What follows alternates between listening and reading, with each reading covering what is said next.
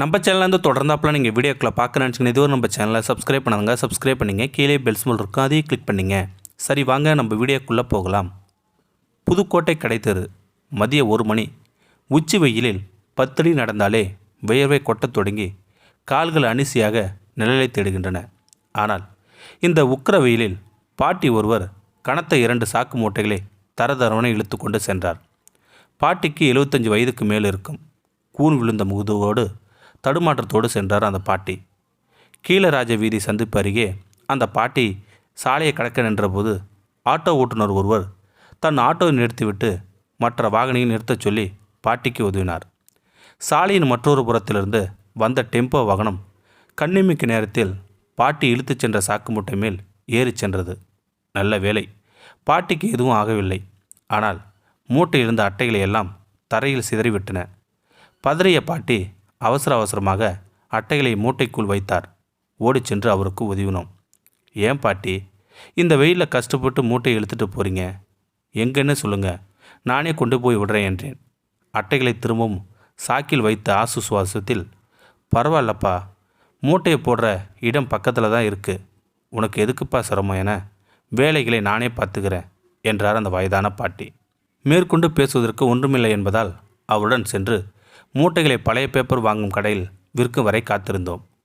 பாட்டி கொஞ்ச நேரம் பேசலாமா என்றதும், என்கிட்ட என்னப்பா பேச போகிற என்றவாறு நிலையில் உட்கார்ந்து கொண்டார் அந்த பாட்டி. அவரை பற்றி கேட்டேன். என்னோட பேர் லட்சுமி. இச்சிடி பக்கத்தில் தான் சொந்த ஊர். ஒரு மகன் ஒரு மகள். பிள்ளைகள் ரொம்ப கஷ்டப்பட்டு தான் வளர்த்தேன். மகளை பக்கத்து ஊரில் நல்லபடியாக கட்டி கொடுத்தேன். வீட்டுக்காரர் முடங்கி 10 வருஷத்துக்கு மேலே ஆச்சு. என் மகனுக்கு கல்யாணம் பண்ணி வச்சேன். மாமியார் மருமக சண்டை எல்லா வீட்லேயும் சகசமாயிடுச்சு. அதுக்காக வீட்டு வேலைகளை இழுத்து போட்டு செய்வேன்.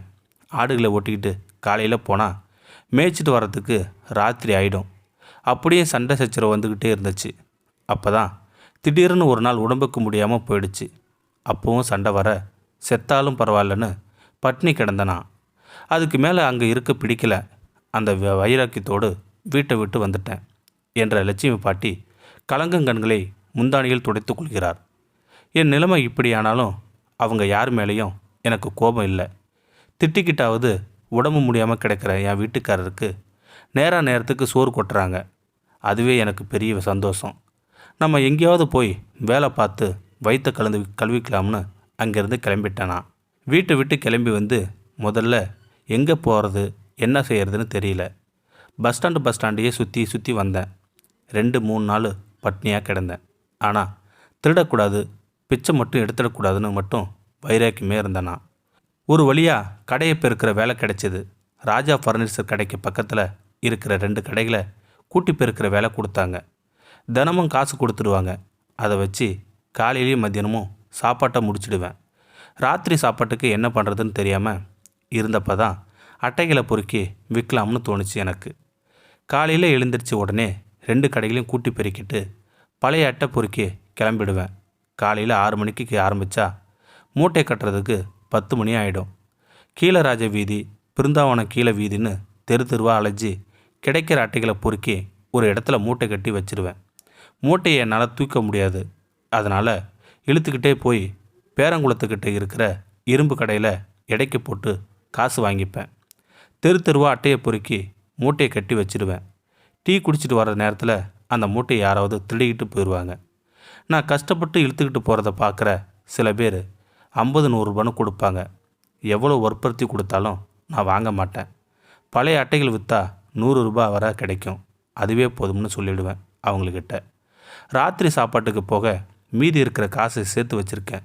வீட்டில் குவிச்சிக்கிட்டு வந்து 5 வருஷமாச்சு. பேர பிள்ளைகளை பார்க்கணும் அடிக்கடி தோணும். அவங்கள பார்க்க போனால் வச்சுக்கிற காசில் பேரங்களுக்கு ஏதாச்சும் வாங்கிட்டு போகணும். ஆனால் போயிட்டு திரும்பி வந்துடுவேன். யாருக்கிட்டேயும் பிச்சை எடுக்கக்கூடாது, திருடக்கூடாது, சாகிற வரைக்கும் உழைச்சி சாப்பிட்ணும். அதுக்காக உடம்புக்கு எதுவும் வந்திடாமல் பார்த்துக்க கடவுளேன்னு தினமும் வேண்டிக்கிறேன் அந்த கடவுள்கிட்ட என்று சொல்லிக்கிட்டே கையை ஊன்றி எழுந்து நடக்க ஆரம்பித்தார் அந்த லட்சுமி பாட்டி. எல்லா ஊர்களிலும் லட்சுமி பாட்டி போல் இருக்கத்தான் செய்கிறார்கள். ஆனால் ஒவ்வொரு பின்னாளிலும் வழி நிறைந்த கதைகள் இருக்கத்தான் செய்கின்றன. இந்த வீடியோ உங்களுக்கு பிடிச்சிருந்தா கமெண்ட் பாக்ஸில் கமெண்ட் பண்ணுங்கள், கூட உங்கள் ஃப்ரெண்ட்ஸுக்கு ஷேர் பண்ணுங்கள். இதுவரை நம்ம சேனலை சப்ஸ்கிரைப் பண்ணாதங்க சப்ஸ்கிரைப் பண்ணிங்க, கீழே பெல் சிம்பல் இருக்கும், அதையும் கிளிக் பண்ணிங்க. தேங்க்யூ ஃபார் வாட்சிங்.